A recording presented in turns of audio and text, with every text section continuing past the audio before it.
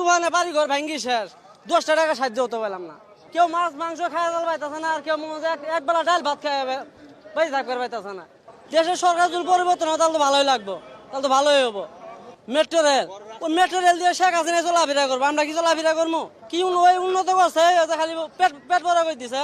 ওর নেতা খাতা করে গরিব মানুষের কি করছে? দেশের টিয়া বাইরে বাজার করে থুই দিতেছে।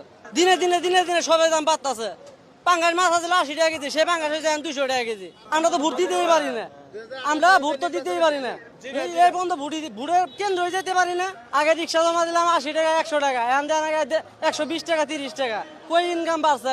50 টাকা ভাড়া 70 টাকা আরো ভাড়া কমায় গো। জিনু ভাড়া নিকাল ভাড়া 50 টাকা, 50 টাকা তাহলে 30 টাকা 40 টাকা। বাধ্য আস্তা ভাগা যাওয়াই লাগে, পেটে তো ভাত দেওয়া লাগবো, যা লাগবো না। গরিব লোক নাই, গরিব লোক থাকবো কি ভাই? ওই যে শেখ হাসিনা বড় লোক বানাই দিচ্ছে, গরিবের ঘরে